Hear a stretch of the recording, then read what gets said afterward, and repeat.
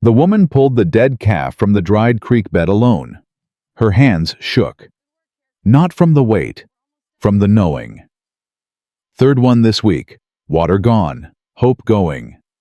She dragged the body toward the grave she'd already dug, boots cracking the sun-baked earth, and she didn't cry. Crying was for women who still believed someone might hear. Caleb Thornton watched from the ridge hat low against the blazing July sun. He'd seen desperate before. This was something else. This was a woman fighting a war she couldn't win, and losing with dignity.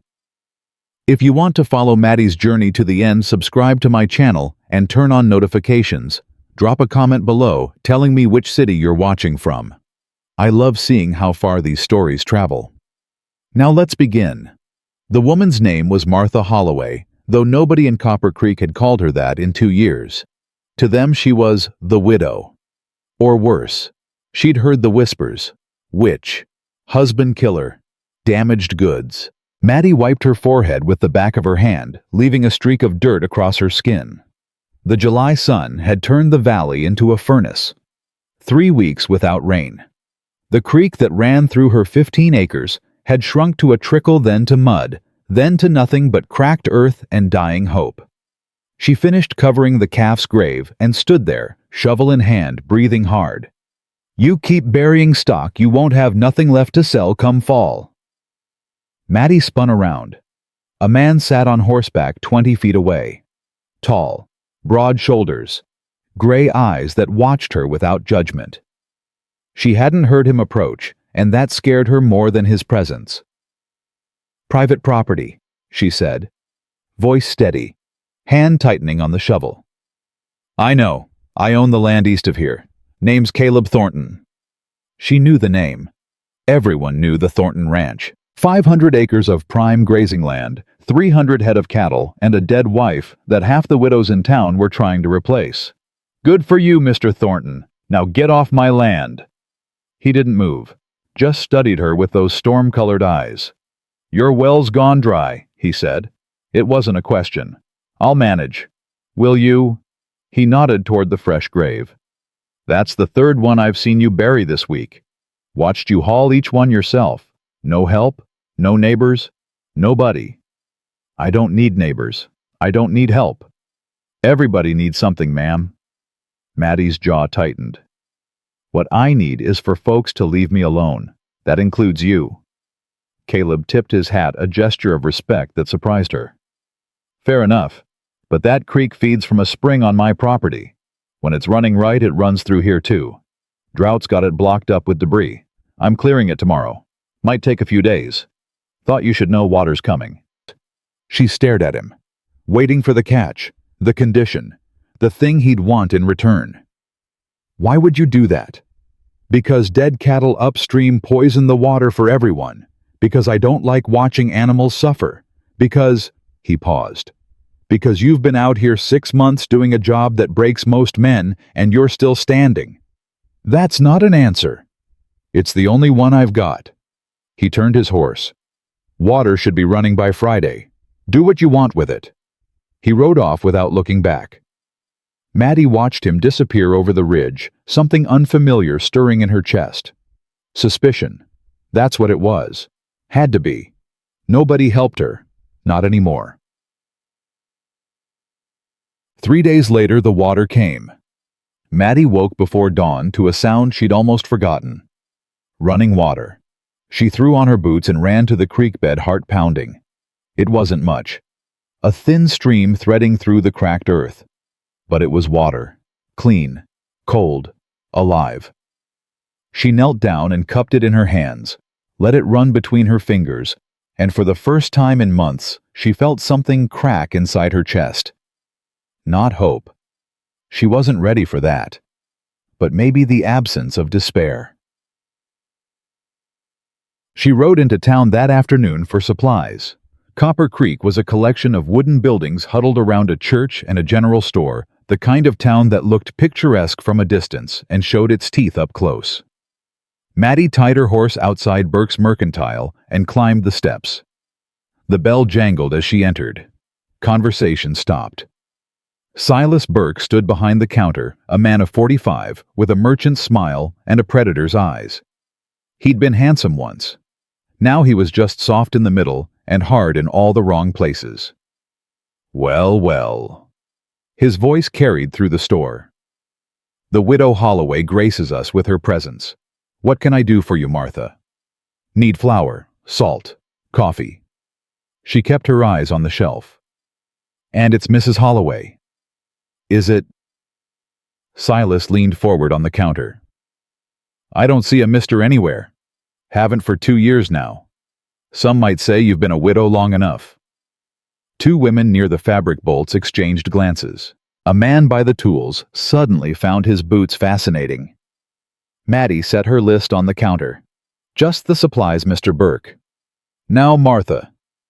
Silas came around the counter, standing too close. I've made you a fair offer, 3 times now. Room and board at my establishment. Honest work, respectable position. Better than scratching at dirt on that worthless claim of yours. My claim isn't worthless, and your offer isn't respectable. His smile thinned. Careful now. A woman in your position can't afford pride. That fire took more than your husband. Took your reputation, your standing, your... He glanced at her collar. Your looks I'd wager under all that fabric. Mattie's hand trembled. Not with fear, with rage. Get me my supplies, she said quietly, or I'll take my business elsewhere. Where Ruth Baker's dress shop, Silas laughed. That old woman can barely thread a needle anymore. I'm the only game in town, Martha.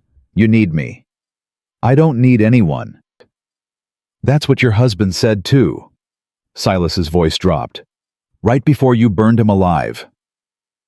The store went silent. Mattie felt every eye on her. The scar tissue beneath her collar seemed to burn. I didn't what? Didn't lock the door. Didn't wait until he passed out drunk. Didn't watch him. That's enough. The voice came from the doorway. Deep, calm. Carrying an edge that made Silas take a step back. Caleb Thornton stood in the entrance filling the frame. He walked past Mattie without looking at her, stopped directly in front of Burke, and set a list on the counter. I need supplies for 20 men, 3 weeks' worth. You can add Mrs. Holloway's order to my account. Now, Caleb. That wasn't a request, Silas. Burke's jaw worked. He looked between Thornton and Mattie, calculating. Whatever he saw in Caleb's eyes made him decide.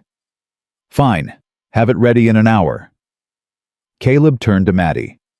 Ma'am, I'll load your wagon when it's ready. He walked out. Mattie followed, anger and confusion warring in her chest. I didn't ask for your help, she said, catching up to him on the boardwalk. No, you didn't. I can fight my own battles. I saw. You were doing fine. He checked his horse's cinch. But Burke's got a memory like a rattlesnake. He'll coil up and wait. I just gave him something else to think about. Why do you keep... She stopped. What do you want from me? Caleb finally looked at her. Really looked.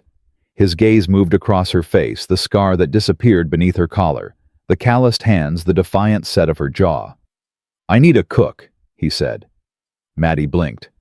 What? 20 cowboys. Roundup season starts in 2 weeks. My housekeeper quit in May. Married some rancher up in Wyoming. He shrugged. I need someone who can cook 3 meals a day for 20 men, manage the house, keep the accounts. Temporary position. 6 weeks, maybe 8. And you're asking me? I'm asking you. Because you feel sorry for me. Because Samuel Reed told me you used to keep books for the mining company before you married. Because Ruth Baker says you're the best cook she ever tasted.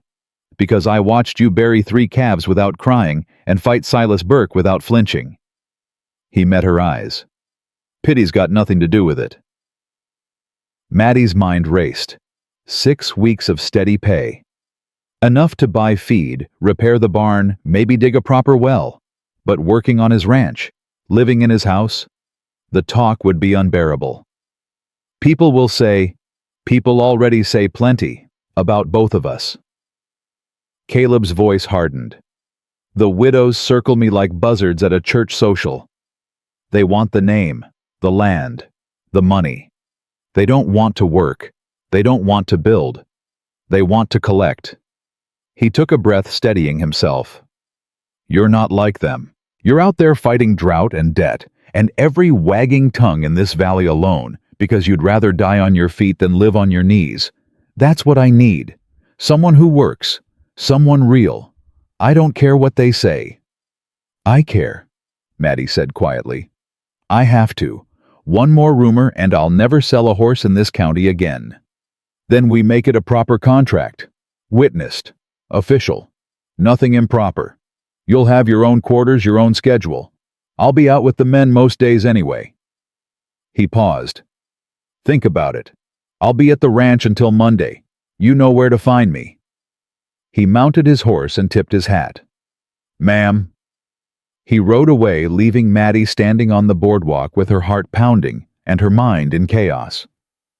Ruth Baker's dress shop was a narrow building wedged between the post office and the undertaker. The old woman sat by the window mending a torn hem, with fingers gnarled by arthritis. Saw you talking to Caleb Thornton, Ruth said without looking up. Mattie sank into the chair across from her. The whole town saw. Good. Let them see. Ruth's needle moved steadily. That man's been alone too long. Needs someone who won't treat him like a prize bull at auction. He offered me a job. Cooking. Housekeeping. For the roundup. Ruth's hands stilled. And the whole town would burn me in effigy if I took it. The whole town already thinks you're a witch child. Might as well be a witch with money in your pocket. Mattie almost laughed. Almost. Ruth, I can't. You can't what survive? That's what you're doing now barely. Your horses are thin, your barn roof leaks, and Silas Burke is circling like a vulture waiting for you to fail so he can snatch up that land for pennies. Ruth set down her mending. I watched you marry Henry, watched him turn mean, watched what he did to you when he drank. Ruth, I was there the night of the fire, Mattie. I saw you stumble out of that house with your dress burning and your skin melting, screaming for help. I saw you try to go back in for him. And I saw the men hold you down while you begged them to let you save him. Mattie closed her eyes. The memory never faded. The smell, the screams, the way her skin had bubbled and split. They buried him a hero, Ruth continued. Church deacon, pillar of the community. And they buried you alive with the guilt of surviving. I did survive. Yes, you did. And now you have a chance to do more than survive. A man with honor is offering you honest work. Take it. What if he's not? What if he's like Henry? Ruth shook her head. Caleb Thornton spent 3 months nursing his dying wife, held her hand every night, buried her himself, never raised his voice, never raised his hand. The man's got ghosts same as you, but he ain't got cruelty. Mattie sat in silence, weighing risks she couldn't afford against chances she couldn't ignore. I'm scared, she whispered. Good. Fear keeps you sharp. Ruth picked up her mending again. But don't let it keep you small. Monday morning, Mattie rode to the Thornton Ranch. The main house sat on a rise overlooking the valley. 2 stories of solid timber, a wraparound porch, and curtains in the windows that hadn't been changed in 3 years. The barn was bigger than her entire cabin.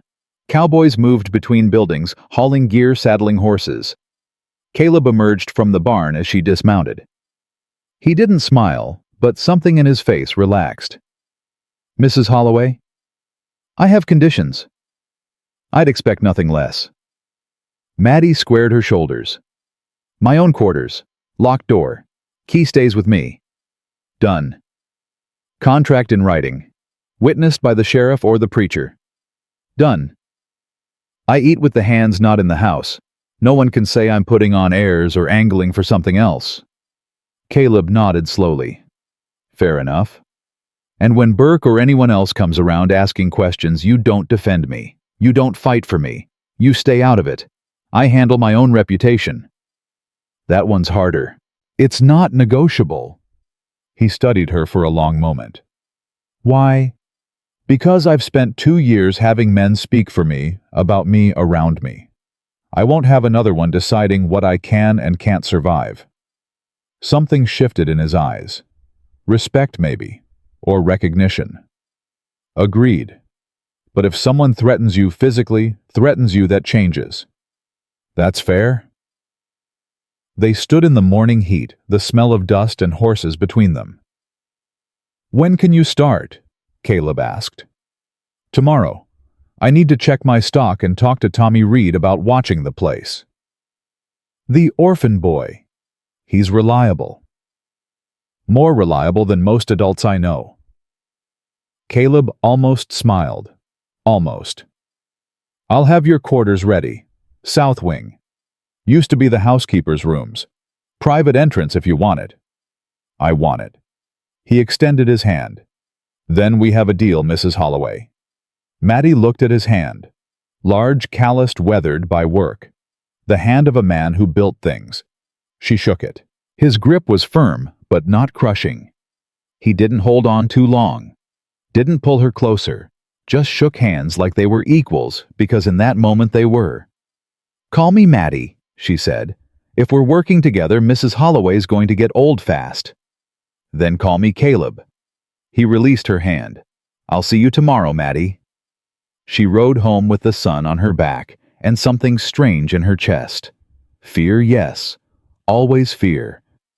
But something else, too. Something she'd buried so deep she'd forgotten its name. That night, Silas Burke stood in his office above the mercantile, staring out the window toward the Thornton ranch. His nephew Virgil waited by the door, hat in hands. She took the job, Virgil said. Tom Murphy saw her shaking hands with Thornton this morning. Silas didn't turn around. Did he now? What do you want me to do? Burke's fingers drummed against the windowsill. That land of hers sat right on the water source. If the Holloway claim went to auction, he could buy it for nothing, control the creek, control half the valley's water rights. But she wouldn't sell. Stubborn woman. Stupid, stubborn woman. Nothing yet, Silas said finally. Let her settle in. Let her think she's safe. And then we remind her what happens to women who forget their place. Virgil shifted uncomfortably. Burke, she's just a widow. She ain't hurting nobody. Silas turned. His eyes were cold. She's making me look foolish, Virgil. Turned down my offer 3 times. In public. And now she's working for Thornton instead of me. He smiled, but there was no warmth in it. That's not about her boy. That's about respect. And respect once lost has to be taken back, by any means necessary. He dismissed his nephew with a wave and turned back to the window. In the distance, lamplight flickered in the widow's cabin. She thought she was safe. She thought she'd found an ally. But Silas Burke had built his empire on broken people and desperate choices. One more widow wouldn't change that. He'd crush her, slowly, publicly, until she had nothing left but the ashes of her pride, and then he'd be their hand extended, offering salvation. They always came crawling back in the end. So, at the Holloway cabin, Mattie sat on her porch watching the stars emerge over the mountains. The creek murmured softly. Water. Life. Hope. She touched the scar beneath her collar. I'm not pretty, she whispered to the darkness. Words she'd said 100 times, 1,000 times to her reflection, to God, to the silence.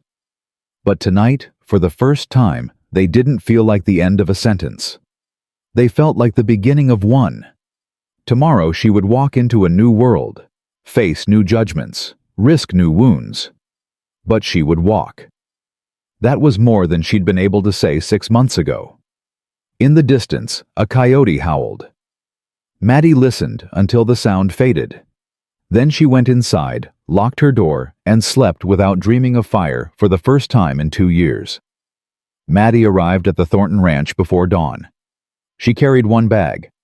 Everything she owned that mattered fit inside it. 3 dresses. Her mother's Bible, a photograph of herself before the fire, and a kitchen knife she kept wrapped in cloth at the bottom. The main house was dark, except for a single lamp in the kitchen window. She tied her horse and climbed the porch steps, each one creaking under her weight. The door opened before she could knock. Caleb stood there, coffee cup in hand, already dressed for work. He looked at her bag, then at her face. "You're early." "Couldn't sleep." "Me neither." He stepped aside.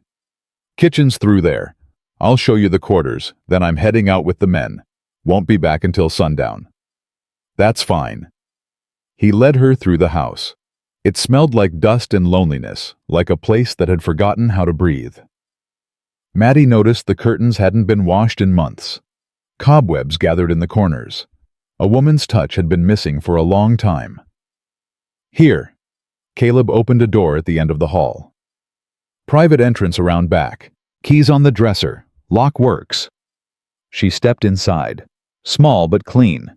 A bed, a washstand, a window overlooking the barn. "It's fine," she said. "It's not much. It's more than I had yesterday." Something flickered across his face. Guilt, maybe, or understanding. "Breakfast is at 5. Men expect eggs, biscuits, bacon, coffee strong enough to stand a spoon in. Lunch is whatever you can pack for the trail. Dinner's the big meal. They'll eat anything as long as there's enough of it." "I can handle that." "I know." He paused at the door. "Mattie, the men don't know you're coming. Some of them." He stopped. "Just be ready." "I'm always ready." He nodded once and left. Mattie set her bag on the bed and looked around the room. 4 walls, a locked door, a chance. She'd made do with less. The first test came 2 hours later. Mattie had the biscuits in the oven and the bacon sizzling when the bunkhouse door banged open. 20 cowboys filed into the cookhouse loud and hungry and expecting the old housekeeper they'd known for years. They found Mattie instead. Conversation died. 20 pairs of eyes fixed on her, moving from her face to her collar to the scar that peeked above the fabric. A man in the front, big as a barn door with a beard to match, spoke first. "Who the hell are you?" "The cook." Mattie didn't stop working. "Breakfast's ready in 10 minutes. Wash up or eat dirty. I don't care which." "We don't need some. You need food." She turned to face him. "I make food. Anything else about me isn't your concern." The big man stepped forward. "Now listen here, woman." "That's enough, Hank." Caleb's voice cut through the tension. He stood in the doorway, arms crossed, face unreadable. "Mrs. Holloway is our cook for the season. Anyone who has a problem with that can draw their pay and ride out today. Otherwise, sit down, shut up, and eat." Hank's jaw worked. He looked between Caleb and Mattie, weighing his options. Then he grabbed a plate and sat down hard. The others followed, silent, watchful. Mattie served breakfast without a word, her hands steady, even though her heart was pounding. 20 minutes later, the plates were empty. Hank stood wiping his mouth. "Biscuits weren't bad," he muttered. "They were better than bad." He almost smiled. Almost. "We'll see about dinner." The men filed out. Caleb lingered. "You handled that well." "I've handled worse." "I know." He grabbed his hat. "I'll be in the north pasture. Tommy Reed's coming by later to check on your place. I asked him to report to you here." "You didn't have to do that." "I know that too." He left. Mattie stood alone in the cookhouse, surrounded by dirty plates and the smell of bacon grease, and realized she was smiling. First battle won. The days fell into rhythm. Mattie woke before dawn, cooked breakfast, packed lunches, cleaned the house, started dinner. The work was harder than ranching, hotter, more relentless, but it kept her mind quiet. The cowboys watched her. At first with suspicion, then curiosity, then something like grudging respect. By the 3rd day, Hank stopped glaring. By the 5th, he asked for seconds. "Where'd you learn to cook like this?" he asked one evening, plate piled high with stew. "My mother." Before she died. She teach you anything else? She taught me to shoot straight and trust slow. Hank laughed a genuine sound that surprised them both. Smart woman. She was. The men began talking to her after that. Small things at first. Weather, horses, the difficulty of the drive ahead. Mattie listened more than she spoke, and they seemed to appreciate that. But not everyone warmed. A young hand named Cole made his disdain clear. He was 22, handsome in a cruel way with a chip on his shoulder the size of Texas. He'd heard the rumors in town. He believed everyone. Wouldn't eat nothing she makes, he said one night loud enough for Mattie to hear. Woman killed her husband. Probably poisons food, too. The cookhouse went quiet. Mattie kept stirring the pot back straight face calm. Hank spoke up. Shut your mouth, boy. It's true. Everyone knows you're an idiot. Now eat or leave. Cole stood knocking his chair back. I ain't taking orders from you, old man, or from her. Mattie set down her spoon and turned. Mr. Cole, you don't have to eat my cooking. You don't have to like me. But you will conduct yourself with respect in this house, or you'll answer to Mr. Thornton. Thornton ain't here. No, but I am. She met his eyes. And I've survived worse than a boy with a loud mouth and nothing to back it up. The tension stretched. Cole's hand twitched toward his belt where no weapon hung. Mattie didn't flinch. This ain't over, Cole muttered. He stormed out, slamming the door behind him. The men exchanged glances. Hank shook his head. That boy's trouble. I know. Mattie picked up her spoon. I've known his kind my whole life. You ain't scared. I'm terrified, she resumed, stirring. But scared and stupid are two different things. I ain't stupid. Hank studied her for a long moment. Then he nodded slowly. No, ma'am. I don't reckon you are. That night, Mattie found a dead rattlesnake on her doorstep. Its head was crushed. A warning. She buried it behind the barn without telling anyone. Caleb found her there the next morning, washing blood from her hands at the pump. What happened? Nothing. Mattie! I said nothing. He caught her wrist, gentle but firm. She froze. Every muscle in her body locked. Caleb released her immediately, stepping back. I'm sorry. I didn't mean... It's fine. It's not. His voice was rough. I shouldn't have touched you without asking. Mattie's heart was racing, not from fear, from something else. Something she didn't have a name for. Someone left a dead snake on my door, she said quietly. I handled it. Cole, probably. I'll fire him today. No. Mattie shook her head. You fire him, he goes to town. He talks. The rumors get worse. Let me handle this my way. Your way could get you hurt. Your way could get me killed. A man like Cole humiliated, he'll come back with friends, with weapons. She met his eyes. I know how men like him think. I was married to one. Caleb's jaw tightened. What do you want me to do? Nothing. Watch. Let me earn my place here. If I can't do that, I don't deserve to stay. You deserve... Don't tell me what I deserve. Her voice cracked. I've spent 2 years being told what I deserve by people who don't know anything about me. Let me earn it, please. They stood in the early morning light, something shifting between them. Okay, Caleb said finally. But if he touches you, if he touches me, I'll handle that too. Mattie. I've killed before, Caleb. The words came out flat, dead. Not the way they think. But I watched my husband burn because I couldn't save him. That changes you, makes you harder. Cole thinks I'm weak because I'm scarred. He doesn't understand that scars are just proof you survived something that tried to kill you. She walked past him toward the house. Caleb watched her go, and for the first time he felt afraid. Not of her. For her. A week passed, then 2. The work continued. The men's respect grew. Even Cole kept his distance, though his eyes followed Mattie with cold hatred. Tommy Reed came by every few days with reports from her land. The water was still running. Her horses were healthy. The barn roof held. "You're doing good, Miss Mattie," Tommy said one afternoon, sitting on the porch step with a glass of lemonade. "Real good." "So are you. The place looks better than when I left. I fixed the fence by the creek. Hope that's okay." "That's more than okay."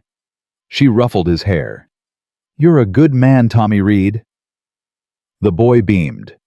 12 years old and starving for approval. Mattie saw herself in him, the loneliness, the desperate need to prove himself worthy. "Miss Mattie, can I ask you something? Anything. Is it true what they say about the fire?" Her hand stilled. "What do they say? That you—" Tommy swallowed. "That you killed your husband on purpose?" Mattie was quiet for a long moment. The question didn't hurt anymore. She'd asked it herself too many times. "My husband was a drunk," she said finally. "He hit me. Often. That night he came home worse than usual. We fought. He knocked over the lamp." She touched her collar. "The fire spread fast. I tried to pull him out. I couldn't. I barely got out myself." "So you didn't—" "No, Tommy, I didn't kill him. But I didn't die trying to save him either. And some people think that's the same thing." The boy considered this. "That ain't fair." "No, it ain't. But you're still here. I'm still here."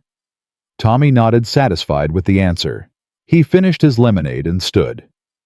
"I better get back. Got chores." "Tommy," Mattie caught his arm. "Thank you for asking instead of assuming. My ma always said you can't know a person till you ask 'em, and even then you gotta listen." Your ma was wise. She was. His face clouded briefly, before the fever took her. He left and Mattie sat alone on the porch watching the dust settle behind his horse. Orphan, widow, outsider. Maybe that's why she trusted him.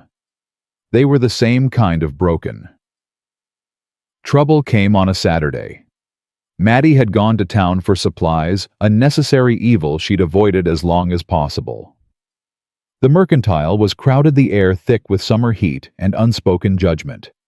She moved through the aisles, quickly gathering what she needed, ignoring the whispers. There she is. Working at Thornton's now. Can you imagine? Poor man. Must be desperate. Or stupid. Mattie's hand tightened on her basket. She kept walking. Silas Burke appeared at the end of the aisle. "Martha!" His smile was oil on water. "What a pleasant surprise!" "Mr. Burke, I hear you found employment, at the Thornton Ranch no less." He stepped closer. "Must be quite an arrangement." "It's work. Nothing more." Of course. His voice dropped. "But people talk, Martha. They see a widow living under a bachelor's roof. They draw conclusions. Let them. I'm trying to help you, Martha. Your reputation." "My reputation died 2 years ago. You killed it yourself. Remember." Silas's face hardened. "Careful now." "Or what?" Mattie stepped toward him. "You'll spread more lies, tell more stories. I've got nothing left for you to take, Mr. Burke.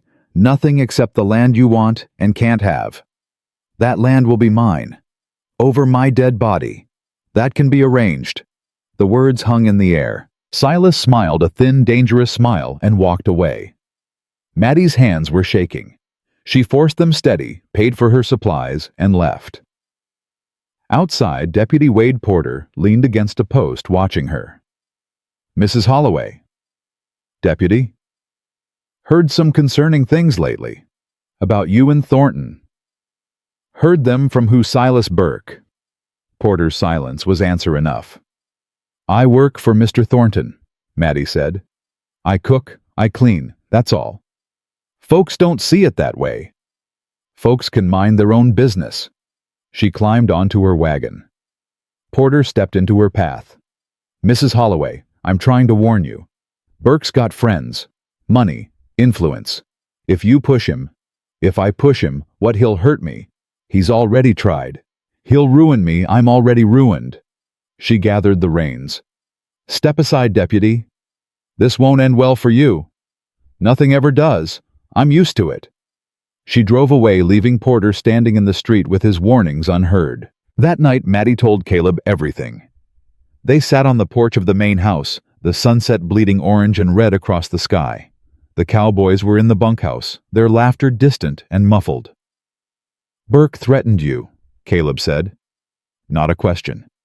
He's been threatening me for 2 years. This was just more direct. And Porter? He's scared. Burke owns half the town. Porter knows which side his bread is buttered. Caleb was quiet for a long moment. His jaw worked muscles tight with restrained anger. I could ride into town, have a conversation with Burke. And what would that solve? You'd look like a man defending his woman. Confirm every rumor. I don't care about rumors. I do. Mattie's voice was soft but firm. I care because I have to. Because when this job ends, I go back to that cabin alone. Back to a town that hates me. I can't afford to make it worse. Then come with me. The words hung between them. Mattie stopped breathing. What? Caleb turned to face her. In the fading light, his eyes were almost gentle. When the season's over, don't go back to that cabin. Stay here. Caleb. I'm not asking for... He stopped, ran a hand through his hair. I'm not asking for anything you don't want to give. But this house is empty. Has been for 3 years. The men respect you. Hell, Hank would mutiny if you left. And you... You fit here. His voice was rough. I don't know how else to say it. You fit. Like a piece that's been missing, and I didn't know it was gone until you showed up. Mattie's heart was pounding. Every instinct screamed at her to run, to protect herself, to remember what happened last time she trusted a man with pretty words. But this wasn't Henry. She knew that in her bones. I don't know if I can, she whispered. I don't know if I'm capable of... You don't have to decide now. Caleb leaned back. Just think about it. That's all I'm asking. Why me? You could have any widow in town. Women with intact reputations. Women without... She touched her collar. I don't want intact. I want real. He met her eyes. I had beautiful once. It was lonely as hell. Mattie had no answer for that. None that would make sense out loud. They sat in silence as the stars emerged, 2 broken people on a porch in the middle of nowhere, wondering if together might feel less alone. The next morning, everything changed. Mattie was collecting eggs when Tommy Reed came running up the road, his horse foaming, his face white with terror. Miss Mattie! Miss Mattie! She dropped the basket. Tommy, what's wrong? Your cabin. The boy was gasping. It's burning! Someone set it on fire! The world tilted. Mattie grabbed the porch rail to steady herself. What? I went to check like always. Saw smoke from the ridge. By the time I got there, Tommy's voice cracked. It's gone, Miss Mattie. Everything's gone. Caleb appeared beside her. He'd heard. I'll saddle the horses. No. Mattie's voice was ice. I'm going alone. Mattie. This is between me and whoever did this. I'll handle it. She rode out before anyone could stop her. The cabin was ash. Mattie stood where the door used to be, staring at the ruins of everything she'd built. 6 months of work, all her supplies, her mother's quilts, the photograph of herself before the fire. Gone. All of it. Gone. She sank to her knees in the ash, and for the first time in 2 years, she cried. Not pretty tears, not dignified grief. She howled like an animal, fists pounding the blackened earth, rage and despair ripping out of her in waves. She cried until her throat was raw, until there was nothing left. Then she stood. Her dress was covered in soot. Her face was streaked with tears and ash, but her eyes were dry, and they were hard. She walked the perimeter of what used to be her home. Boot prints in the mud, 3 sets. Heavy boots. Men's boots. Near the remains of her barn, she found something else. A button. Brass. With an anchor engraved on it. She knew that button. She'd seen it before, on Cole's jacket. Mattie rode back to the Thornton ranch with murder in her heart. Caleb met her at the gate. He took one look at her face and knew. Who? She held up the button. Where's Cole? Bunkhouse. Mattie, wait. But she was already past him, striding toward the bunkhouse with the steady purpose of a woman who had finally stopped being afraid. She kicked the door open. 20 cowboys looked up. Cole was in the corner playing cards. You! Mattie's voice was calm. Too calm. Stand up. Cole smirked. What do you want, witch? Stand up, or I'll drag you up. He stood still, smiling. Go ahead. Make your accusations. No one's going to believe. I found this. She held up the button. At my cabin. Which you burned to the ground. Cole's smile flickered. That don't prove nothing. Check his jacket, someone said. Hank. He was standing now, face dark with anger. Check the right sleeve. Cole's hand moved to cover the spot where a button was missing. Too late. You son of a... Hank was across the room in 3 strides, fist connecting with Cole's jaw. Cole went down. The other men didn't stop it. Enough! Caleb's voice cut through the chaos. He stood in the doorway and his face was thunder. Cole, you're done. Get your gear and get out. You can't. I can and I am. Be grateful I'm not calling the sheriff. Burke said... Cole stopped. Every head turned. What did Burke say? Caleb's voice was soft. Dangerous. Cole's face went pale. He'd said too much. Burke sent you. Mattie stepped forward. Burke paid you to burn my home. I ain't saying nothing. You just did. Caleb grabbed Cole by the collar and dragged him to his feet. You tell the sheriff what you just told us. Every word. Or I'll make sure you never work in this territory again. You can't prove. I don't have to prove anything. I just have to talk. And believe me, Cole... Caleb's grip tightened.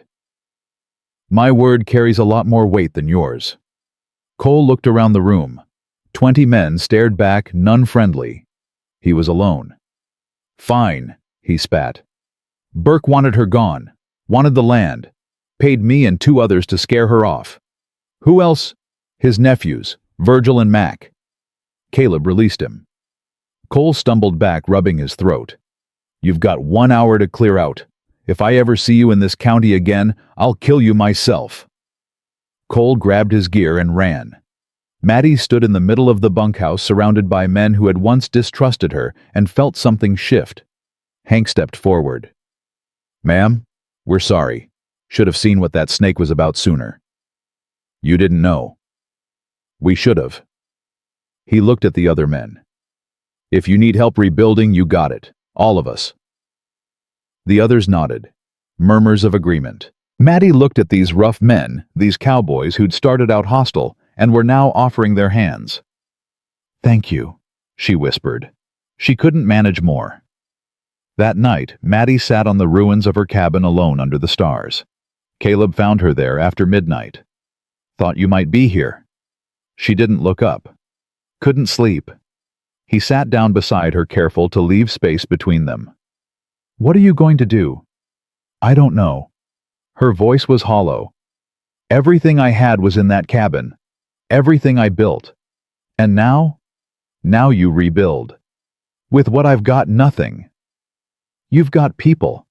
That's more than nothing. Mattie finally looked at him.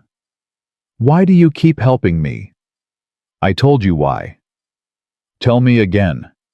Because right now I don't understand anything. Caleb was quiet for a long moment. When he spoke, his voice was rough.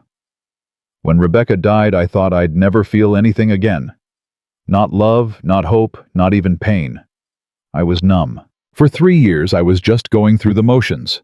Wake up, work, sleep, repeat. He picked up a handful of ash, let it sift through his fingers. Then you showed up, dragging dead calves out of a dry creek bed, fighting a world that wanted you gone. And something in me... He stopped. Something woke up. For the first time in 3 years I felt alive. Because of you. I'm not... Don't tell me what you're not. His voice sharpened.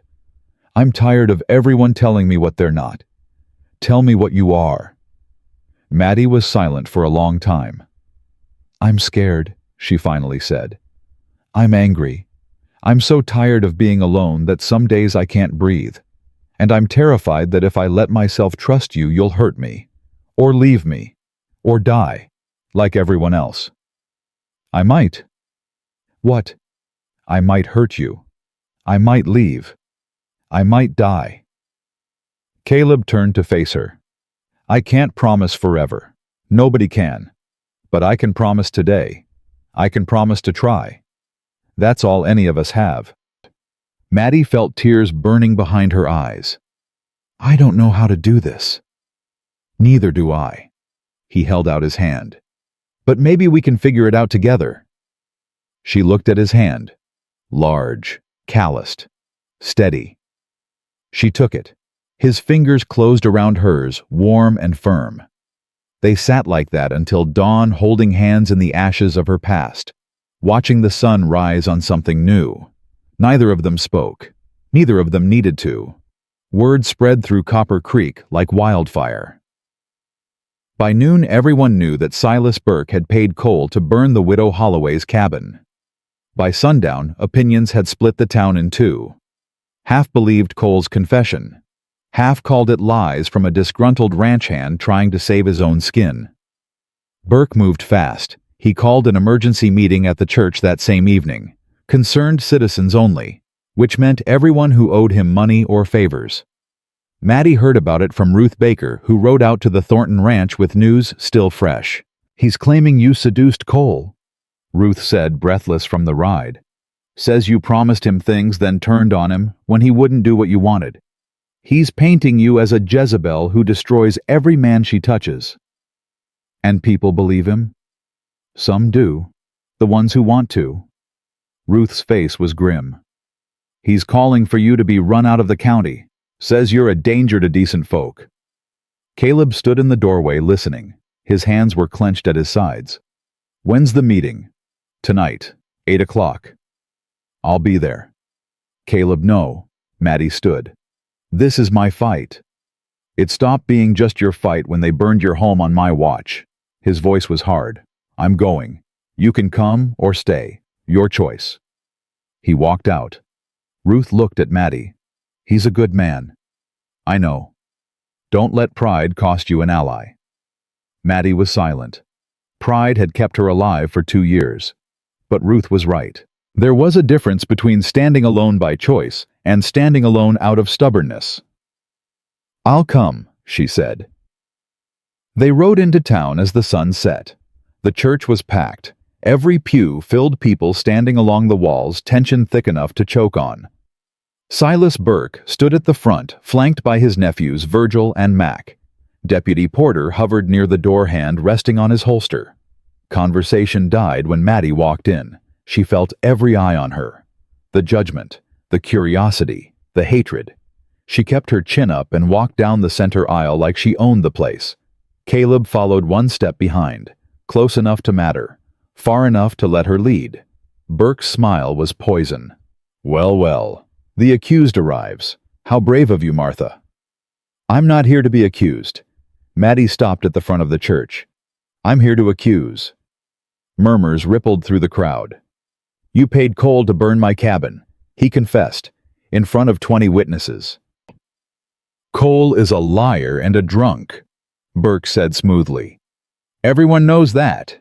He'd say anything to avoid consequences. Then why did your nephews help him? Virgil stepped forward, face flushing. We didn't do nothing. Virgil. Burke's voice was sharp. Quiet. But the damage was done. Mattie saw it in the crowd's reaction, doubt spreading like cracks in ice. I have the button. Mattie held it up. Brass, anchor pattern, found at the scene. Cole was wearing a jacket missing this exact button. Circumstantial, Burke said. Could be anyone's. Could be. But it isn't. She turned to face the crowd. You all know me. You've known me for years. I married Henry Holloway in this very church. I buried him after the fire that left me scarred and alone. And I've spent 2 years trying to rebuild while this man, she pointed at Burke, spread lies about me because I wouldn't work in his boarding house, because I wouldn't be grateful for his charity, because I dared to say no. She's lying, Burke said. She's always been unstable, dangerous. Look what she did to her own husband. I tried to save my husband. Mattie's voice cracked. I have the burns to prove it. Want to see them? She reached for her collar. The church went silent. Mattie unbuttoned the top of her dress, pulling the fabric aside to reveal the scarred tissue that ran from her neck down across her shoulder. Twisted, discolored skin. The map of her suffering. This is what I got for trying to pull Henry out of that fire. These scars are what happens when you run into burning walls because you can't let go of someone even when they've hurt you, even when they've hit you, even when they've broken you. Gasps, whispers. Someone in the back started crying. I didn't kill my husband. The fire did, and I've been paying for surviving ever since. Burke's face had gone pale. He hadn't expected this. Hadn't expected her to expose herself so completely. This doesn't change. It changes everything. Caleb stepped forward. Cole confessed. He named your nephews. He said you paid him. That's 3 witnesses against your word, Burke. Thornton, this isn't your concern. You burned property 3 miles from my land. You terrorized a woman under my employment.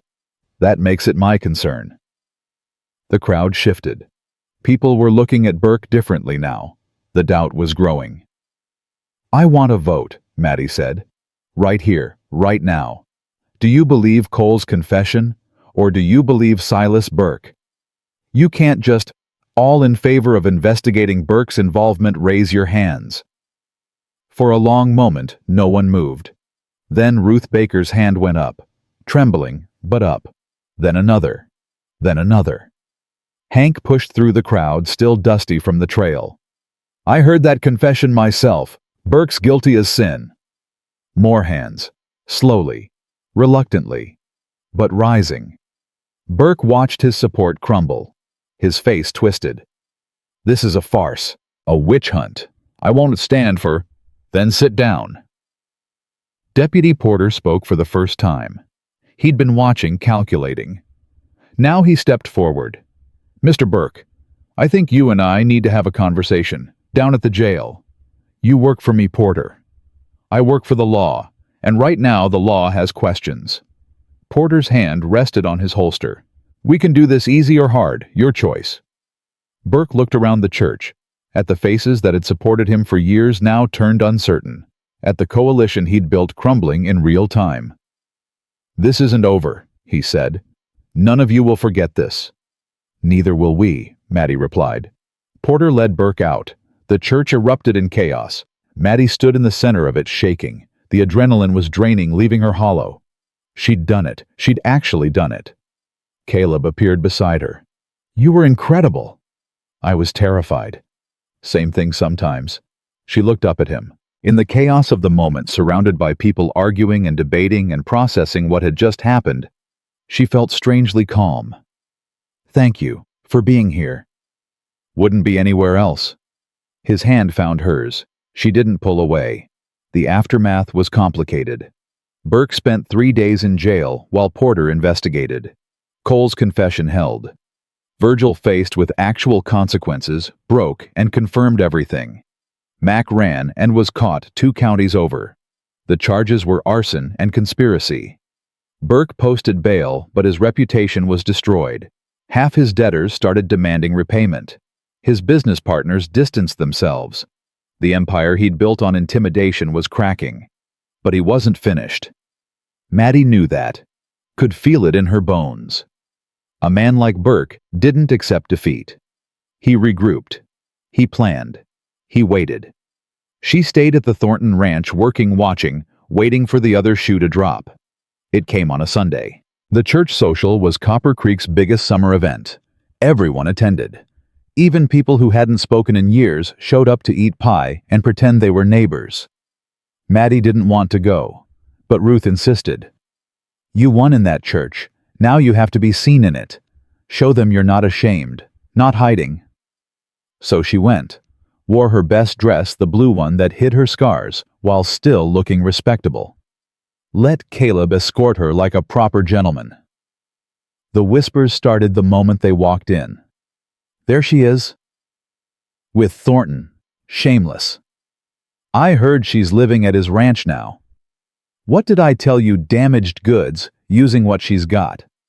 Mattie kept her chin up, kept walking, kept pretending the words didn't cut. Caleb stayed close, his presence a shield. But even he couldn't stop what came next. Burke was there. He shouldn't have been. Everyone expected him to hide until the trial. But Silas Burke had never hidden from anything in his life. He stood near the refreshment table, surrounded by the few loyalists he had left watching Mattie with eyes like a snake. "Ignore him," Caleb murmured. "I intend to." They found a spot near Ruth's table, made small talk, ate pie they couldn't taste, pretended everything was normal. An hour passed, then 2. Mattie started to relax. Maybe this would be okay. Maybe Burke had learned his lesson. Then she heard her name. "Martha Holloway," Burke's voice carried across the social. Conversation stopped. Every head turned. He stood in the center of the room, glass of punch in hand, smile on his face. "I want to make an announcement." "Silas," someone said. "This isn't the time." "Oh, I think it is." He set down his glass. "I've been accused of terrible things lately. Arson, conspiracy. All based on the word of a scarred woman and a disgraced ranch hand." Mattie's heart pounded. She could feel Caleb tensing beside her. "But I'm a forgiving man. A Christian man. So I want to extend an olive branch." Burke walked toward her, each step deliberate. "Martha, I know you've been through hardship. I know you're desperate. That's why I'm willing to forget all of this. The accusations, the public humiliation, if you'll simply apologize. Admit you were mistaken. And we can all move on." The room held its breath. Mattie stood slowly. "Apologize for what?" "For telling the truth. For slandering a decent citizen. For turning this community against me with lies." Cole confessed. "Cole is a drunk who'd say anything for money. You probably paid him yourself." Burke's smile widened. "Come now, Martha. We both know what you really are. A woman who couldn't keep her husband alive. Who couldn't keep her reputation clean. Who latched on to Caleb Thornton the moment she saw opportunity. That's enough." Caleb stepped forward. "Is it?" Burke turned to him. "Tell me, Thornton, when exactly did she move into your house, before or after you started defending her honor? She works for me, that's all." "Is that so?" Burke laughed. "Then why is she wearing that dress, the blue one your wife used to wear for special occasions?" The room gasped. Mattie looked down at herself, then at Caleb. His face had gone white. "I didn't," she started. "Rebecca's dress," Burke continued. "I remember it well. She wore it to the harvest dance 3 years ago, the last dance before she died. And now here's the widow Holloway wearing it like she belongs in your wife's place." "I didn't know." Mattie's voice was barely a whisper. "He gave me clothes from storage. I didn't know whose they were." But the damage was done. She could see it in the faces around her, the suspicion returning, the doubt. "Caleb." Burke's voice was almost gentle. "I'm not your enemy. But this woman is using you. Can't you see it? She's latched onto your grief, your loneliness, your need for companionship. She's manipulating you the same way she manipulated her husband, the same way she manipulated Cole." "That's not true." Caleb's voice was rough. "Mattie's not. Then why is she wearing your dead wife's dress?" Silence. Caleb looked at Mattie. She saw the conflict in his eyes, the doubt, the old wounds Burke was reopening. "Say something," she thought. Defend me. Tell them it doesn't matter. But he didn't speak. The silence stretched. Burke smiled. I think, he said softly, that everyone here can draw their own conclusions. He walked away, leaving devastation in his wake. The social collapsed after that. People fled, eager to escape the tension, desperate to gossip about what they'd witnessed. Mattie stood frozen in the center of the room, watching Caleb not meet her eyes. Say something, she finally managed. I don't know what to say. Say it wasn't my fault. Say, I didn't do this on purpose. I know. But his voice was hollow. I need time to think. Time. Mattie felt something crack inside her. That's what you need. After everything. Burke's right about one thing. People are talking. About us. About what this looks like. Since when do you care what people think? Since it's my wife's memory being dragged through the mud. The words hit like a slap. Mattie stepped back. So that's it. One accusation and you're questioning everything. I'm not questioning. You're standing there silent while he destroys me. Again, just like the first time. Just like always. Her voice broke. I thought you were different. Mattie, don't. She held up her hand. I've heard enough silence from men who were supposed to care. I don't need yours too. She walked out of the church. Caleb didn't follow. Ruth found her an hour later sitting by the creek that ran through the Thornton property. The water gurgled over rocks, peaceful and indifferent to human pain. He's an idiot, Ruth said, lowering herself onto a rock beside Mattie. He's hurt. So are you. Mattie wiped her eyes. She hadn't realized she was crying. I should have known. The dress felt too nice, too expensive. I should have asked. You shouldn't have to ask. He should have told you. Ruth's voice was sharp. That man's carrying so much guilt about Rebecca that he can't see straight. But that's not your burden to bear. Then whose burden is it? His. His alone. Ruth took her hand. Listen to me, Martha Holloway. You have spent 2 years carrying everyone else's shame, your husband's violence, the town's judgment, Burke's lies. You don't have to carry Caleb's guilt too. I thought he was different. He is different. He's also broken, same as you. And broken people hurt each other sometimes, even when they don't mean to. What do I do? What do you want to do? Mattie was quiet for a long time. I want to stop being afraid, she finally said. I want to stop waiting for the next betrayal. I want to believe that someone somewhere can see me, all of me, scars and all, and not run away. Then you have to give him a chance to prove that, or not. Ruth stood. But you can't know until you let him try. And if he fails? Then you'll survive, same as always. Ruth's voice softened. But maybe, just maybe, he won't. She left Mattie alone with the water and the stars, and the weight of a choice she wasn't ready to make. Caleb found her at midnight. She heard his footsteps but didn't turn around. Just sat there watching the moon's reflection shimmer on the water. I'm sorry. 2 words, simple, not enough. For what? Her voice was flat. For not speaking up. For letting Burke get in my head. For... He stopped, took a breath. For making you feel alone when you needed me most. You know what the worst part is? Mattie finally turned. I actually believed you were different. After everything, after all the warnings my gut was screaming, I let myself hope. I am different. Are you? Because from where I'm standing, you look exactly like every other man who's ever let me down. Caleb flinched. That's fair. No, it's not fair. None of this is fair. She stood facing him. I didn't ask to be burned. I didn't ask to be widowed. I didn't ask to be hated by an entire town for the crime of surviving. And I certainly didn't ask to wear your dead wife's dress and be humiliated for it in front of everyone. I know. Do you?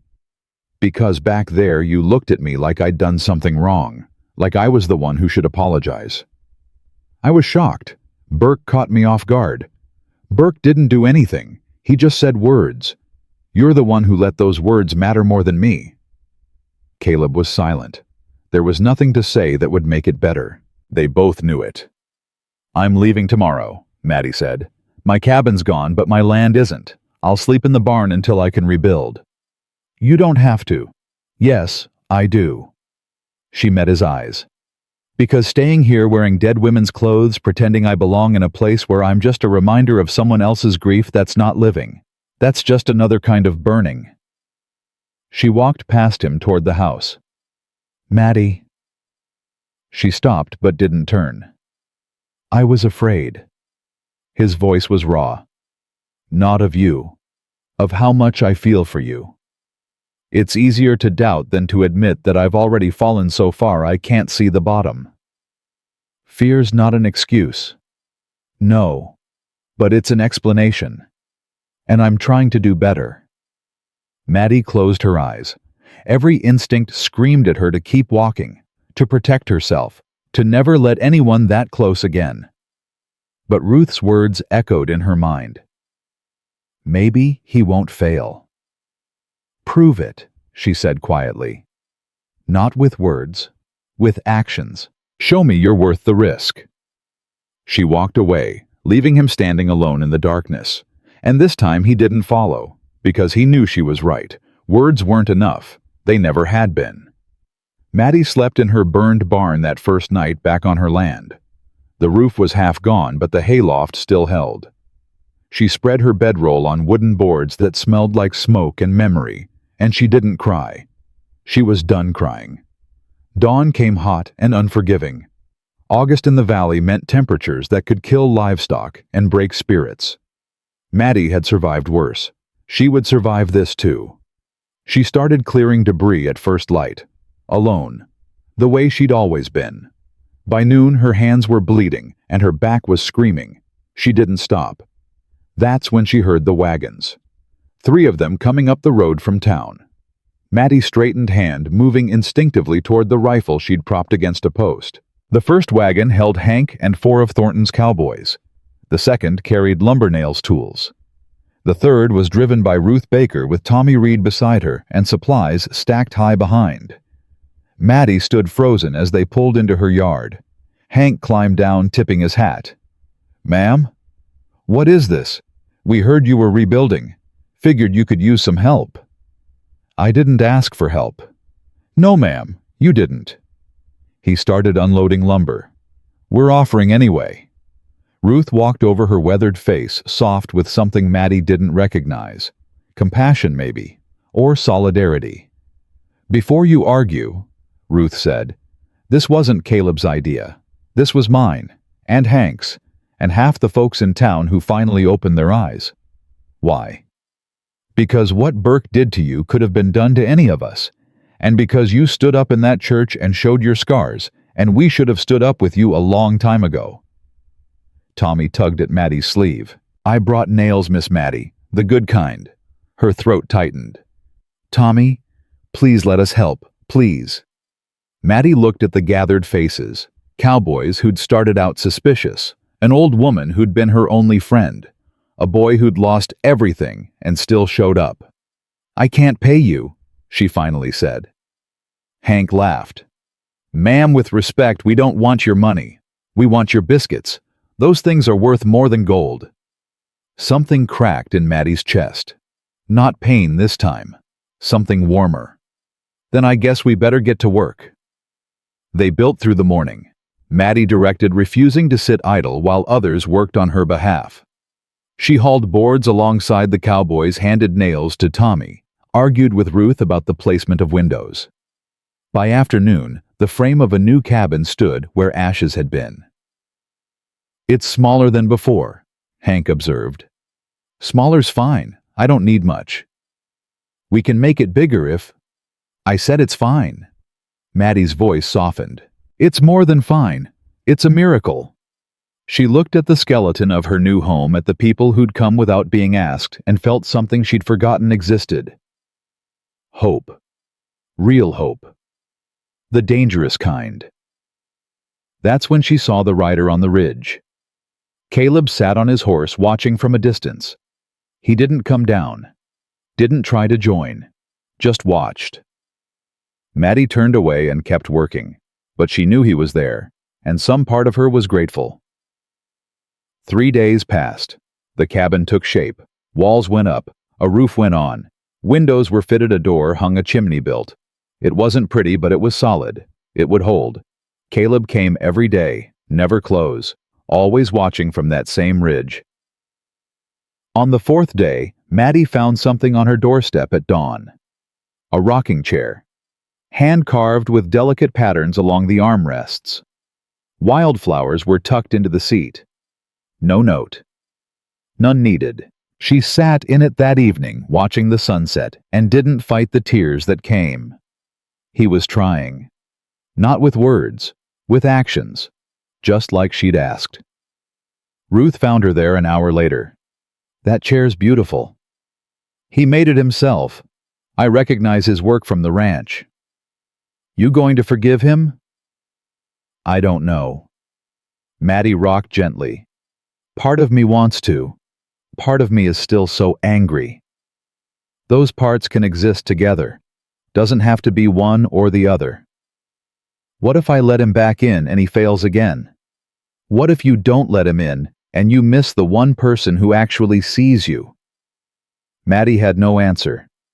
Ruth sat down on the porch steps. I was married for 40 years. Good man, patient man. But he failed me more times than I can count. And I failed him too. That's what love is, child. Failing and forgiving. Over and over. Until one of you dies.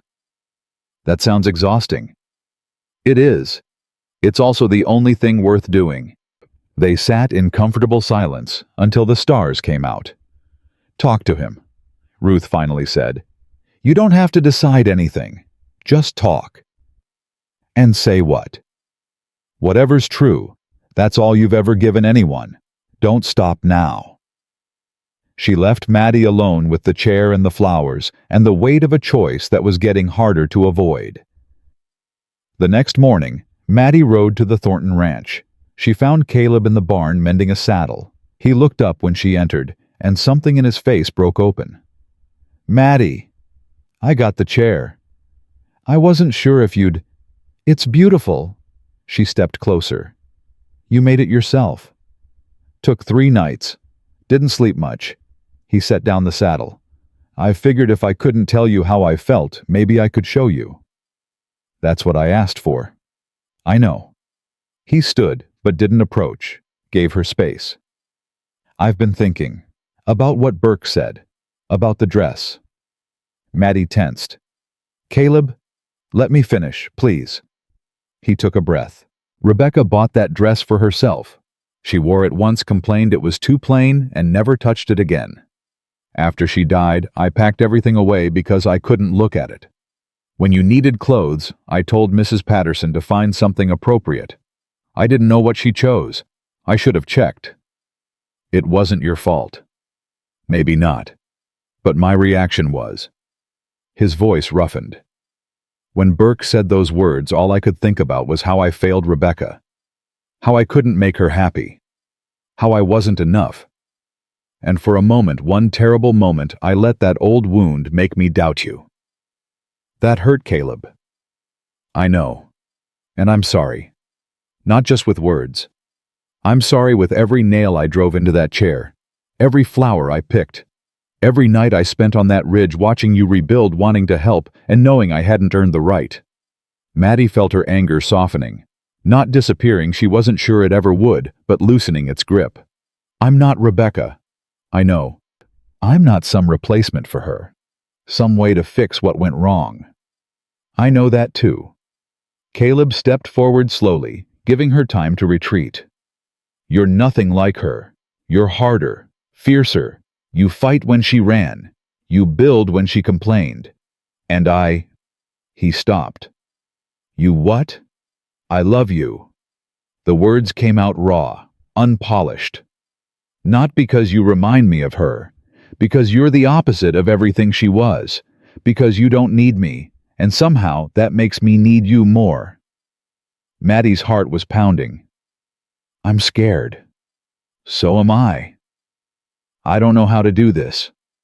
Neither do I. He reached out, palm up. An offering. But I'd rather figure it out with you than spend another day watching you from a distance. She looked at his hand. Calloused. Work-worn. Steady. She took it. His fingers closed around hers, warm and certain. We go slow, she said. No promises. No expectations. Just one day at a time. One day at a time. And if you fail me again, then you leave. No questions. No arguments. He met her eyes. But I won't fail you, Mattie. Not again. How can you be sure? Because losing you once was enough to nearly kill me. I'm not strong enough to survive it twice. They stood there, hands clasped, two broken people choosing each other despite every reason not to. It wasn't a fairy tale. It wasn't perfect. But it was real. And for Mattie, that was enough. The peace lasted 1 week. Burke's trial was scheduled for September. The evidence was solid. Cole's confession, Virgil's testimony, the brass button. Everyone expected a conviction. But Burke wasn't finished. Mattie learned that on a Thursday, when Deputy Porter rode up to her cabin with a face like a funeral. Mrs. Holloway, we need to talk. What's wrong? Cole's dead. The world tilted. What? Found him this morning, hanged in his cell. They're calling it suicide. Suicide. Mattie's voice was flat. Cole was a coward. Cowards don't kill themselves. They run. That's what I thought too. Porter shifted uncomfortably. But without his testimony, the case against Burke is weaker. Virgil's claiming he was coerced. Says you and Thornton threatened him. That's a lie. I know. But it's his word against yours. And with Cole gone. Porter shook his head. The prosecutor's talking about dropping charges. He can't do that. He can if there's not enough evidence. Burke's got lawyers from Denver, good ones. They're tearing the case apart. Mattie felt the old despair creeping back, the sense of fighting a battle she could never win. So he gets away with it, again. Maybe not. Porter glanced around, lowered his voice. There's something else. Something I found when I was investigating. Burke's got debts, big ones. He owes money to some dangerous people in Denver, the kind of people who don't forgive unpaid loans. What does that have to do with me? Your land. It sits on the water rights for half the valley. Burke's been trying to buy it for years. Not just because he wants it, because he needs it. He's been promising it to his creditors as collateral. Mattie's mind raced. So if I don't sell, his whole empire falls apart. The creditors foreclose. He loses everything. Then why burn my cabin? That doesn't make me more likely to sell. No. But it makes you more likely to give up, to leave, to let the land go to auction. Porter met her eyes. He was counting on breaking you. Didn't expect you to fight back. I always fight back. I'm starting to see that. He mounted his horse. Watch yourself, Mrs. Holloway. Desperate men do desperate things, and Burke's running out of options. He rode away, leaving Mattie with a cold knot of fear in her stomach. She told Caleb that night. They sat on her new porch in the chair he'd made, watching the stars emerge. Cole didn't kill himself, Caleb said. I know. Burke had him murdered. Probably. And we can't prove it. No. Mattie's voice was bitter. We can't prove anything. That's always been his weapon. He destroys things so completely that there's nothing left to find. Caleb was quiet for a long moment. There might be another way. What do you mean? Porter said Burke owes money. Dangerous people. What if those people found out their collateral doesn't exist? It exists. My land is yours, not Burke's. He can't sell what he doesn't own. Caleb turned to face her. What if we went to Denver? Talked to these creditors ourselves. Showed them proof that Burke's been lying. That's dangerous. So is waiting for him to make his next move. Mattie considered it. The risk. The potential. You'd come with me. Wherever you go. He took her hand. We're partners now. Remember, partners. The word settled into her chest like a promise. Denver's a 3-day ride. Then we leave at dawn. The journey was hard. Summer heat made the roads punishing. Dust coated everything, their clothes, their horses, their skin. They slept under the stars, talked through the long miles, learned things about each other that months of working together hadn't revealed. Caleb talked about Rebecca, not with pain this time, but with acceptance. The way she'd wanted a life he couldn't give, the guilt he'd carried for feeling relief when she died, the years of emptiness that followed. Mattie talked about Henry, the good years before the drinking started, the slow poison of his violence, the night of the fire that she still dreamed about. They talked about fear, about hope, about what it meant to choose someone knowing you might be destroyed. By the time they reached Denver, something had shifted between them. The distance was gone, the walls were down. Whatever happened next, they would face it together. Denver was chaos.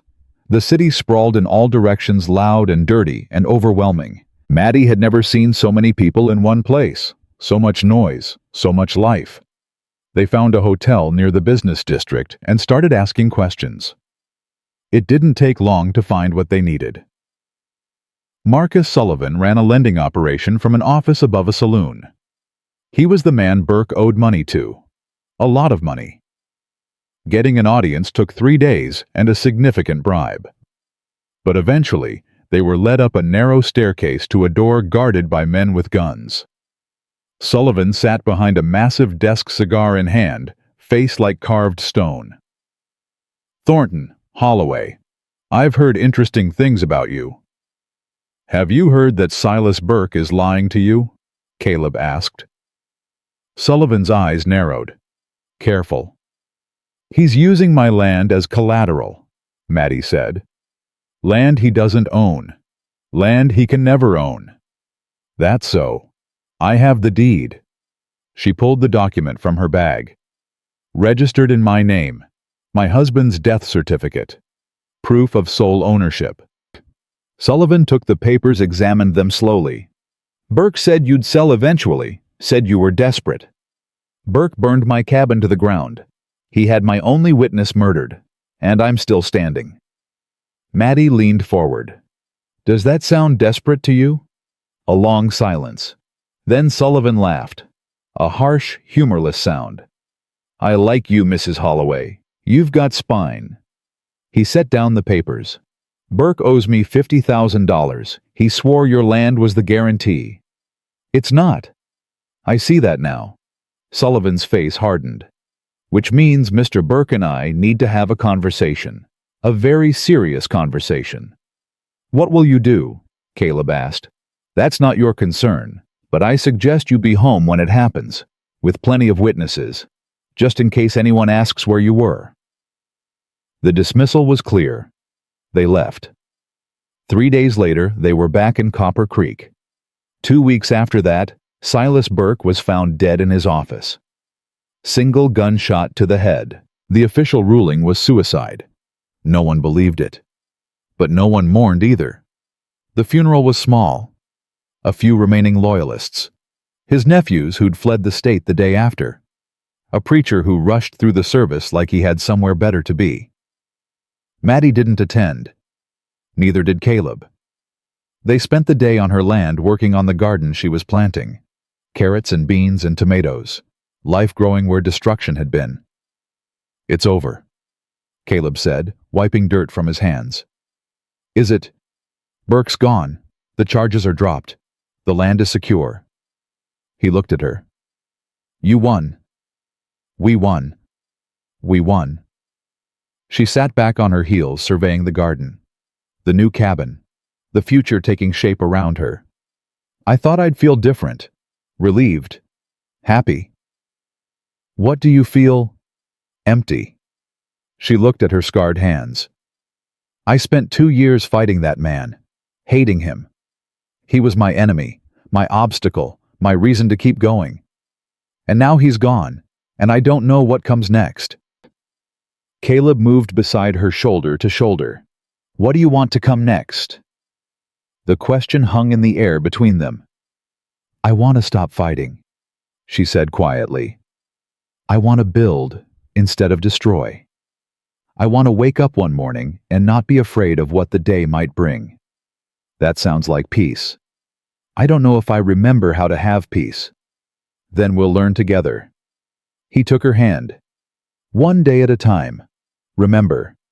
She looked at their joined hands, calloused, work-worn, matched. Ask me. Ask you what? What you wanted to ask on the trail. What you've been wanting to ask since that night in the ashes. Caleb went very still. Mattie. Ask me. He turned to face her fully. In his eyes, she saw everything. The fear, the hope, the love he'd been holding back. Marry me.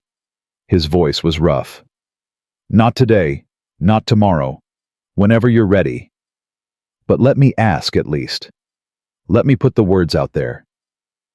Mattie felt tears burning behind her eyes. Yes, yes, yes. When the wildflowers bloom, when the garden grows, when I can stand in front of a mirror and see something other than scars. She squeezed his hand. Ask me then, and I'll say yes. Caleb pulled her close. Their first real kiss was gentle, tentative. The kiss of two people who'd been burned before and were terrified of fire. But it was also certain, committed. The kiss of two people who'd chosen each other, scars and all. When they finally pulled apart, the sun was setting. I love you, Mattie whispered. I love you too. They sat in the fading light, holding hands, watching their future take root in the soil they'd tended together. The battles were over. The building could finally begin. September came gentle to the valley. The brutal heat of summer faded into something softer. Mornings carried a hint of coolness. The creek ran steady through Mattie's land, feeding the garden that had grown beyond her wildest expectations. She stood on her porch at dawn, coffee in hand, watching the first light touch the mountains. 3 months since the fire. 2 months since Burke's death. 6 weeks since Caleb asked her to marry him. She still hadn't given her answer. You're thinking too loud. Caleb's voice came from behind her. He'd stayed the night in her barn proper, and respectful, close enough to hear if she called, but far enough to keep tongues from wagging. Just watching the day start. He joined her on the porch, accepting the coffee she poured him without asking. They'd fallen into rhythms like that, knowing what the other needed before words were spoken. Tommy's coming by later, he said. Wants to show you something. That boy's always got something to show me. He loves you. Mattie smiled. I love him too. Stubborn little fool. They stood in comfortable silence, watching the world wake up. The wildflowers are starting to bloom, Caleb said quietly. Mattie's chest tightened. I know. You said to ask when they bloomed. I remember what I said. He turned to face her. In the morning light, his face was open, vulnerable. No walls. No pretense. I'm not asking today, just reminding you. When you're ready, I'll be here. And if I'm never ready, then I'll still be here. He touched her hand, brief and gentle. Some things are worth waiting for forever. He walked back toward his horse, leaving Mattie alone with her coffee and her fear and the wildflowers starting to push through the earth. The town had changed. Without Burke's shadow hanging over everything, people started breathing easier, started talking to each other, started acting like neighbors instead of competitors for scraps from a cruel man's table. Mattie noticed it when she rode into town that afternoon. The stares were different now, less hostile. Some people even nodded at her, a few smiled. Mrs. Patterson, who'd given her Rebecca's dress without warning, stopped her outside the general store. "Mrs. Holloway, I've been meaning to speak with you." Mattie tensed. "Ma'am?" "I owe you an apology." The older woman's face was pinched with discomfort. "I knew whose dress that was. I chose it deliberately. I thought—" She stopped. "I don't know what I thought. That you were trying to replace her. That you didn't deserve nice things. That somehow punishing you would make me feel better about my own failures." "Your failures?" "Burke held notes on my husband's business. I did what he asked because I was afraid of what he'd do if I didn't. That's no excuse. But it's the truth." Mattie was quiet for a long moment. The old anger stirred, but weaker now. Tired. "We all did things we regret," she finally said.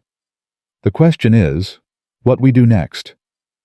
I'd like to start over, if you'd let me." Mattie looked at this woman who'd humiliated her, who'd participated in her suffering, who was now standing here asking for grace. "Start over," she said, "but don't expect me to forget. Forgiveness takes time." "I understand." Mrs. Patterson extended her hand. "Thank you." They shook. It wasn't friendship, it wasn't trust, but it was a beginning, and beginnings were all Mattie had left to offer. Ruth Baker found her in the dress shop an hour later. "Heard you were in town. Came to check you're not getting into trouble." "Just shopping. Need fabric for curtains." "Curtains?" Ruth's eyes sparkled. "Getting domestic, are we?" "A house needs curtains. A home needs curtains. A house just needs walls." Ruth sat down heavily. "Speaking of homes, I've got news." "What kind of news?" "The kind that comes with a ring if certain stubborn women would stop being so afraid." Mattie's hands stilled on the fabric. "Ruth." "He came to see me yesterday. Asked my blessing." Can you imagine a man like Caleb Thornton asking an old widow's permission to marry? "What did you tell him?" "Told him he'd better treat you right, or I'd haunt him from the grave." Ruth's voice softened. "Also told him, you're the finest woman I've ever known, and he'd be lucky to have you." Mattie felt tears threatening. "I don't know if I can do this." "Do what? Be happy." Ruth took her hand. "Child, you've survived things that would have destroyed most people. You've rebuilt your life from ash twice now, and you're scared of being loved. I'm scared of losing it. We all lose everything eventually. That's life. The question is whether you spend your years hiding from loss or living despite it. What if I can't be what he needs? What if you already are?"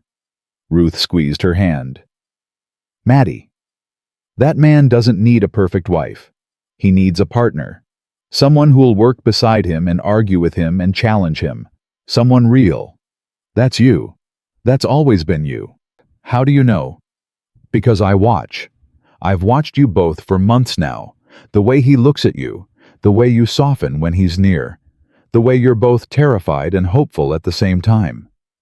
Ruth smiled. "That's love, child. Messy and scary and uncertain. But love all the same." Mattie was quiet for a long moment. "The wildflowers are blooming," she finally said. "I noticed. He's waiting for me to say yes. Are you going to—" Mattie looked out the window at the town that had hated her, judged her, tried to destroy her. At the mountains that had witnessed her worst moments and her best. At the life she'd built from nothing but stubbornness and hope. "I think I am." Ruth's face broke into a smile. "About damn time." She found Caleb in the north pasture checking on a pregnant mare who was due any day. He looked up as she approached, and something in his face shifted. Hope, fear, love. "Mattie." "The wildflowers are blooming." His breath caught. "I noticed. You said to tell you when I was ready." "I remember." She dismounted and walked toward him slowly. Each step felt like a mile. Each heartbeat felt like thunder. "I'm still scared," she said. "I'm still broken. I still wake up some nights smelling smoke and feeling flames." I know. I can't promise I'll be easy to love. Can't promise I won't push you away when things get hard. Can't promise I won't fail. I know that too. But I can promise to try. She stopped in front of him, close enough to touch. I can promise to show up even when I'm terrified. I can promise to fight for us the same way I've fought for everything else in my life. Caleb's eyes were bright with unshed tears. Is that a yes? That's a yes. He reached for her, then stopped. Old habits, always asking permission. Can I? Yes. He pulled her into his arms, and for the first time in 2 years, Mattie didn't flinch. Didn't tense. Didn't fight. She just held on. They stood like that for a long time, wrapped in each other, while the mare watched with patient eyes, and the wildflowers swayed in the afternoon breeze. I love you, Caleb whispered against her hair. I love you too. When do you want to do this? Mattie pulled back, looking up at him. The harvest social. In front of everyone. I want the whole town to see. That's in 3 weeks. Then we better start planning. News of the engagement spread through Copper Creek like wildfire. Some people were happy. Some were shocked. A few muttered darkly about inappropriate haste and forgotten propriety, but most surprisingly offered congratulations. The town was learning. Slowly. Imperfectly. But learning. Tommy Reed was the most excited of all. You're really getting married for real? For real. Does that mean I can call Mr. Thornton sir now, like a proper family? Mattie's heart cracked open. You can call him whatever you want, Tommy. You're part of this family too. The boy's face went through about 6 emotions in rapid succession. You've been part of this family since the day you brought me news about the fire. Since you watched my land and fed my horses and showed up every single day without being asked. She knelt down to his level. Family isn't about blood, Tommy. It's about showing up. And you've shown up more than anyone. Tommy threw his arms around her neck, hugging her so tight she could barely breathe. I ain't got no ma, he whispered. Haven't for 3 years. I know, baby. Does this mean could you be? I'd be honored to be whatever you need me to be. The boy cried then, big, messy, unashamed tears. And Mattie held him, this orphan who'd lost everything and found his way to her doorstep, and realized that family wasn't something you inherited. It was something you chose. The night before the wedding, Ruth came to stay at Mattie's cabin. Tradition, she said. Bride shouldn't see the groom before the ceremony. That's superstition. Same thing where I come from. Ruth settled into the rocking chair Caleb had made. Nervous. Terrified. Good. Means you're taking it seriously. Mattie paced the small room, too agitated to sit. What if I mess it up? What if I wake up tomorrow and realize this was all a mistake? Then you'll deal with it, same as you've dealt with everything else. That's not very reassuring. It's not meant to be. Marriage isn't about reassurance. It's about choosing the same person every day, even when you're not sure. Even when it's hard. Even when you want to run. Mattie stopped pacing. Did you ever want to run? Every Tuesday for 40 years. Ruth smiled at the memory. My husband was a stubborn fool who couldn't admit he was wrong if his life depended on it. Drove me crazy. But every Wednesday I'd wake up and choose him again. And every Thursday I'd remember why. What made you stay? He saw me, all of me. The good parts and the ugly parts, and he loved me anyway. Ruth's voice softened. That's what Caleb does for you. He sees your scars and your fear and your anger, and he loves you anyway. Don't waste that child. Love like that doesn't come around often. Mattie sat down finally, exhaustion catching up with her. I'm ready. No, you're not. No one ever is. Ruth reached over and took her hand. But you're going to do it anyway. And that's what courage looks like. The morning of the wedding dawned clear and golden. September light poured through Mattie's window, warm and promising. She lay in bed for a long moment, just breathing, feeling the weight of the day settle over her. This was it. The ending she'd never dared to imagine. Ruth helped her dress. The gown was simple blue cotton, the same shade as the dress that had caused so much pain, reclaimed now as something beautiful. Mattie had made it herself, every stitch a declaration. "You look beautiful," Ruth said. "I look like myself." Same thing. The walk to the church felt like miles, though it was only a few hundred yards. Mattie's hand trembled on Ruth's arm. Every step brought her closer to a future she'd stopped believing in. The church doors opened.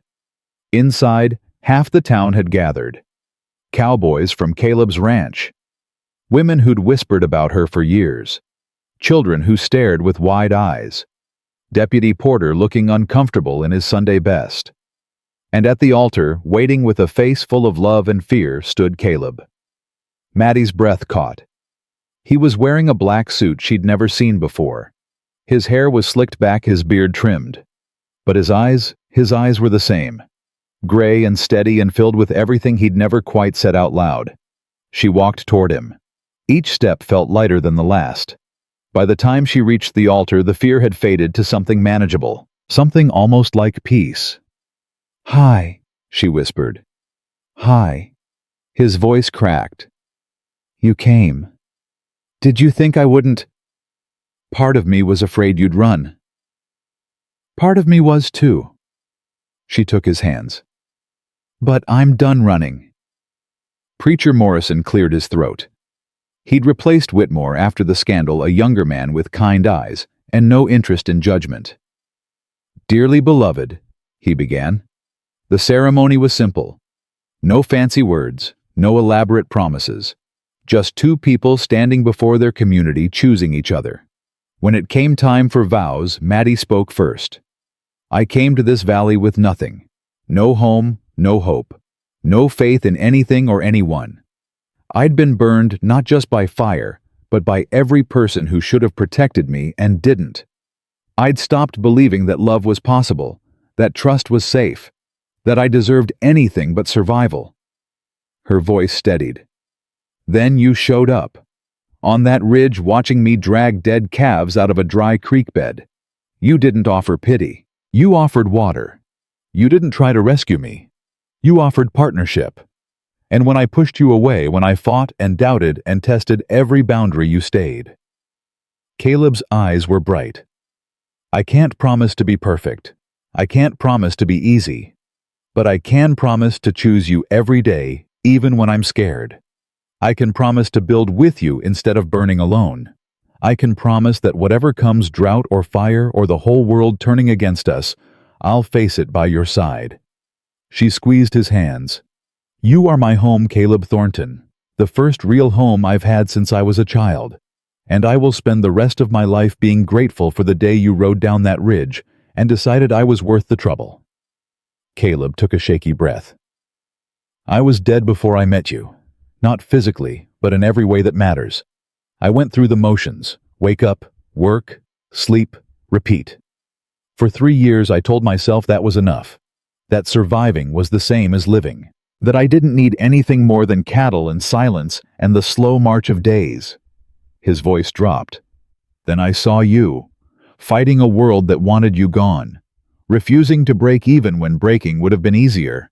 And something in me woke up, something I thought had died with Rebecca, something I thought I'd never feel again. Hope. You gave me that, Mattie. You gave me hope. And I know I failed you. I know there were moments when I let fear win, when I chose safety over truth, when I wasn't the man you deserved. But I'm standing here today making a promise not to be perfect, because I can't be, but to try. Every single day. For the rest of my life." He lifted her hands to his lips, pressing a gentle kiss to her scarred knuckles. "You are the bravest person I've ever known. And I will spend whatever years I have left making sure you never feel alone again." Preacher Morrison smiled. "By the power vested in me, I now pronounce you husband and wife. You may kiss the bride." Caleb pulled her close, and they kissed while the church erupted in applause. It wasn't a fairy tale kiss. It was real, imperfect. Two people who'd been broken finding each other anyway. And that made it better than any fairy tale. The celebration lasted until sunset. Hank and the Cowboys had organized a barbecue in the field behind the church. Tables groaned with food, musicians played. Children ran shrieking through the grass. For one afternoon, Copper Creek forgot its divisions and remembered how to be a community. Tommy found Mattie near the dessert table stuffing his face with pie. "Mrs. Thornton," he said, testing out the name. "Mrs. Thornton. That sounds weird." "I think it sounds just right." "Does this mean I'm a Thornton too?" Mattie looked at Caleb, who'd come up beside her. He nodded. "If you want to be," Mattie said carefully. "We talked about it. There's a room at the ranch house. A real room with a bed and a window and everything. It's yours if you want it." Tommy went very still. "You mean, we mean we'd like to adopt you, officially, if that's something you'd want." The boy's face crumpled. Then he threw himself at both of them, arms wrapping around their waists, holding on like he'd never let go. "I want it," he choked out. "I want it more than anything." Mattie held him, this boy who'd been alone so long, and felt her heart expand beyond anything she'd thought possible. Family wasn't about blood. It was about choosing. And they had chosen each other.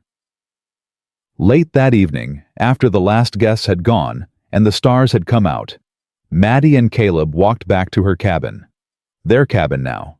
Their home.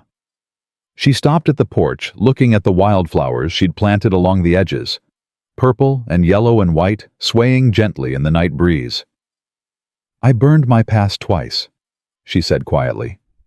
"Lost everything. Twice. I thought I'd spend my whole life in ashes. And now I understand." She turned to face him. "Fire doesn't just destroy, it clears. It makes room for new growth. Everything I lost led me here. To this land. To this town. To you." Caleb pulled her close. "Any regrets?" "Not one." They stood together in the doorway of their home, looking out at the land they would build, on the future they would create, the family they were becoming. Behind them, Tommy was already asleep in the room they'd prepared for him. Ruth had gone home with a smile and a promise to visit Sunday for supper. The ranch waited, full of cowboys who'd become friends, full of work that needed doing, full of life. Ahead of them, the road stretched long and uncertain. There would be hard times, drought and disease, and the thousand small cruelties of frontier life. They would fight. They would fail. They would hurt each other in ways they couldn't imagine, but they would also forgive. They would also heal. They would also choose each other again and again every single day. Mattie leaned into Caleb's chest, feeling his heartbeat steady against her cheek. "Pretty fades," she whispered. "Fancy breaks, but honest builds something that lasts." "You remembered." "I remember everything you've ever told me." He kissed the top of her head. "Welcome home, Mrs. Thornton." She smiled against his shirt. Home. For the first time in her life, she finally knew what that word meant. Not a place, not a building, not four walls and a roof. Home was the people who chose you when they didn't have to, who stayed when leaving would have been easier, who loved you not despite your scars but because of them. Home was this man, this boy, this community that had hated her and judged her and finally slowly learned to see her clearly. Home was the life she'd built from ash and hope and stubborn refusal to give up, and it was hers, at last, forever. The mountains watched over them as they closed the door, ancient and patient, as the cowboy and the scarred woman began their life together. Not a fairy tale, something better, something real, something earned through fire and rebuilt from ashes, one honest day at a time. Love built through labor blooms deeper than any flower ever could, and theirs would bloom for all the seasons yet to come.